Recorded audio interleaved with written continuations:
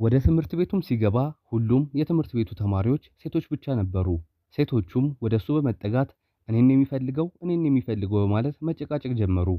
ሚንግም የሴቶቹ ድርጊት ስላስጨነቀው ያዘናጋቸውና እየሮጠ ይሄዳል። ገላውንም ለመታጠብ ወደ መጸዳጃ ቤቱ ሲሄድ ፋንጊዩ እየታጠበች ይደርሳል። ልብሷንም ሳትለብስ በድንገት ወደ ውስጥ ይገባል።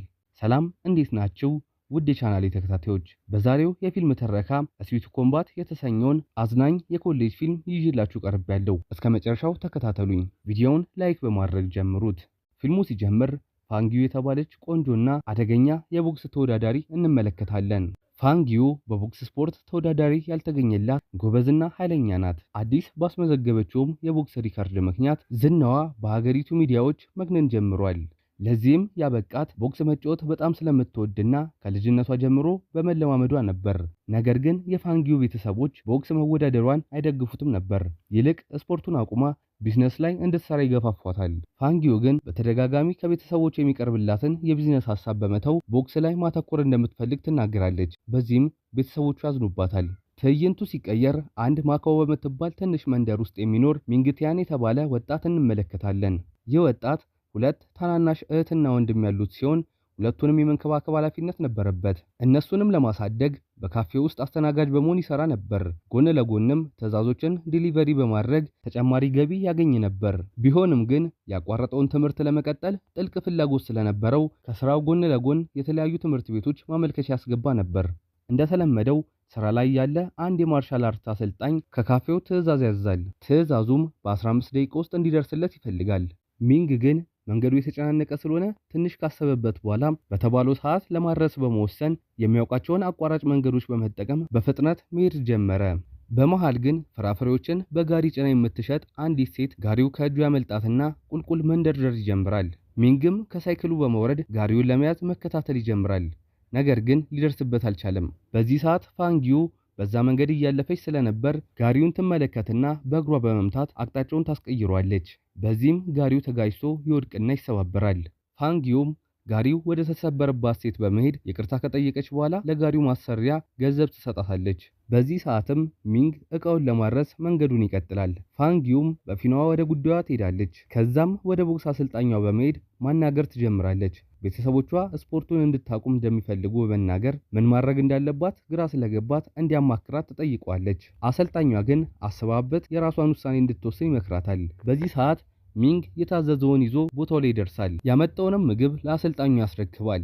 ሚንግም ቦታው ላይ ፋንጊዩን ሲመለከት በመገረም ያያታል። ነገር ግን ምንም ሳይነጋገሩ ቦታውን ለቆ ይወጣል። ከጊዜያት በኋላም በስራ ላይ ያለ በስልኩ መልእክት ይደርሰዋል። መልእክቱንም ከፍቶ ሲመለከት ካመለከተባቸው ትምህርት ቤቶች ውስጥ አንዱ እንደተቀበለውና የ50% ነፃ ዕድል እንደተሰጠው ይመለከታል። በዚህም በጣም ይደሰታል። በግማሽ ልቡ ግን ትንሽ ይጨንቀዋል። የጭንቀቱን መንስኤ ትምህርት ቤቱ ከሚኖርበት ከተማ ራቅ ያለ ስለሆነ ወንድምና እህቱን ይዞ ከከተማው መውጣት ነበር። ከዛም ከተማው ውስጥ ወደሚገኝ አንድ ፏፏቴ በመሄድ መልካም ዕድል እንዲገጥመው ለመመኘት በከተማው ባህል መሰረት ሳንቲም ይዞ ይለምናል። በዚህ ሰዓትም በተቃራኒው ፋንጊዩ ቆማ እሷም እየጸለየች ነበር። ምኞታቸውንም ከጨረሱ በኋላ ሳንቲሙን ወደ ላይ ሲወረውሩት የሁለቱም ሳንቲሞች ይተላለፋሉ። ነገር ግን አልተያዩም ነበር።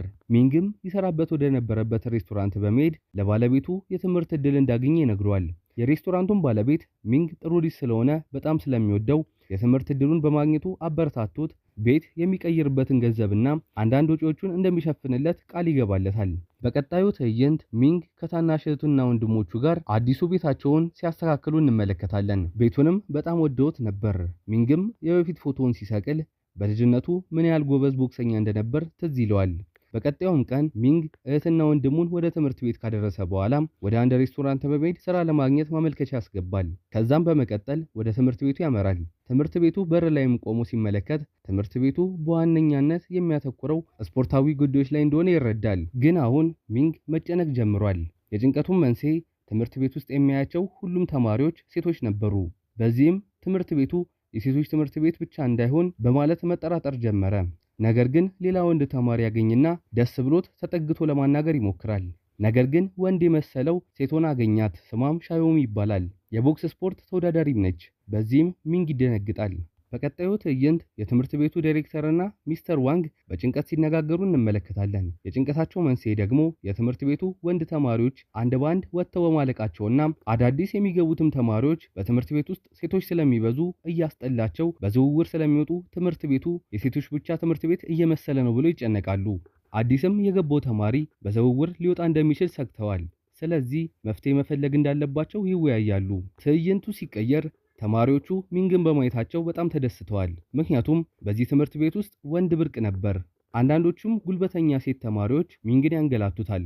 ሻዮሚና ሌላ ቆንጅዬ ተማሪም ሚንግን የኔ ነው እያሉ ሲጨቃጨቁ ሚንግ ሸውዷቸው ይሮጣል። ሚንግም ብቻውን በመሄድ ሲቆም ፋንጊዩ ወደሱ ትመጣና ቅድም ሳታውቅ እጁን ስለቧጨረችው ይቅርታ በመጠየቅ ገንዘብ ኪስ ውስጥ አድርጋ ትሄዳለች። ሚንግ ግን ከዚህ በፊትም የሴትዮዋን ጋሪ ከሰበረች በኋላ ገንዘብ ሰጥታት እንደሄደች በማስታወስ በጣም ሰው የምትንቅና ራስ ወዳድ እንደሆነች ይነግራታል። ፋንጊዩ በንግግሩ በጣም ስለተናደደች ጋሪውን የመታችው ከታች ትንሽዬ ልጅ መንገድ እየተሻገረች ስለነበር እሷን ለመታደግ እንዳደረገችው ተነግሯለች። ሚንግም ሳያረጋግጥ ስለወቀሳት ያዝናል። በክፍሉ ውስጥም አስተማሪ ጥያቄ ሲጠይቅ ሁሉም ተማሪዎች ወደሱ ነበር የሚጠቁሙት። በዚህም በጣም ይበሳጫል። ከዚህ ትምህርት ቤትም መውጣት ይፈልጋል። በሌላ በኩል ሻዮሚና ፋንጊዩ እየተነጋገሩ ያሳየናል። ፋንጊዩ ቢንግ ስለሷ የተሳሳተ አረዳድ ስላለው እንደተናደደች ትነግራታለች። ማታ ላይም ፋንጊዩ ሻዮሚ ለምን ወንድ እንደሆነች ታሰብ ያሳየናል። የሻዮሚ ቤተሰቦች ወንድ ልጅ ስለሚፈልጉ ሻዮሚን እንደ ወንድ አድርገው እንዳሳደጓት እንመለከታለን። የወንድ ልብስ ያለብሷታል፣ እንደ ወንድም ጸጉሯን ያስቆርጧታል። ነገር ግን የሻዮሚ ቤተሰቦች ወንድ ልጅ ሲወልዱ ሻዮሚን እንደ ሴት እንድትሆን ይሞክራሉ። እሷም ሴት ለመሆን እየሞከረች በትምህርት ቤት ውስጥ የምትወደውን ልጅ ስጦታ ስትሰጠው እንደ ወንድ ስለሚያያት ስጦታውን ይመታባታል። በዚህም ተማሪዎች ሁሉም ይስቁባታል። ይህም ተጽዕኖ ሻዮሚን እስካሁን እየጎዳት ስለሆነ መፍትሄ ለማግኘት ፋንጊዩ ታስባለች። በነጋታውም ጠዋት እንደተለመደው ተማሪዎቹ በክፍሉ ውስጥ ትኩረታቸው ሚንግ ላይ ነበር። በዚህም ትምህርቱን መከታተል ይከብደውና ወደ ዳይሬክተሩ በመሄድ ትምህርት ቤት መቀየር እንደሚፈልግ ይነግረዋል። ዳይሬክተሩም ሐሳቡን ለማስቀየር በማሰብ ከዚህ ትምህርት ቤት ተመርቆ እስከሚወጣ ድረስ ግማሽ ወጪውን እንደሚሸፍኑ ይነግረዋል።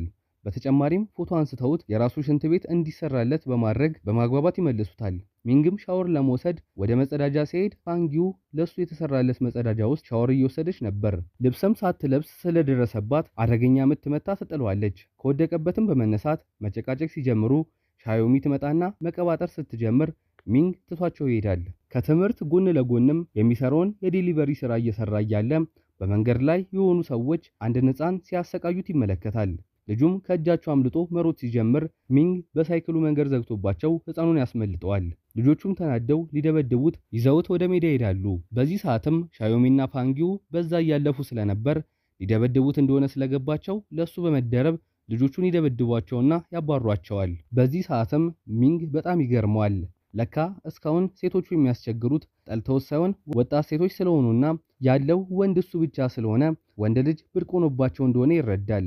በዚህ ሰዓትም ሚንግ ሴቶቹን ይዞ ዳይሬክተሩ ጋር በመሄድ የቀረበለትን እድል መጠቀም እንደሚፈልግና ተመርቆ እስከሚወጣ ድረስ ከዚህ ትምህርት ቤት እንደማይለቅ ይናገራል። ዳይሬክተሩም ይህን ሲሰማ በጣም ይደሰታል። ሴቶቹም በዚህ ትምህርት ቤት ውስጥ ደስ የሚል ቆይታ እንዲኖረው እንደሚያደርጉ ቃል ገብተውለት ፊልሙ ያልቃል። ውድ የቻናሌ ተከታታዮች ፊልሙ ከተመቻቸው ላይክ እና ሼር በማድረግ ለብዙዎች እንዲደርስ አድርጉ። ለቻናሉ አዲስ ከሆናችሁ ሰብስክራይብ በተኑን ተጭናችሁ ቤተሰብ በመሆን አዝናኝና አስተማሪ ፊልሞችን በአጭሩ ማግኘት ትችላላችሁ። በቀጣይ እንዲሰራላችሁ የምትፈልጉትን የፊልም ርዕስ ኮሜንት ሴክሽን ላይ አስቀምጡልኝ። በቀጣይ ቪዲዮ እስከምንገናኝ ሰላም ቆዩ።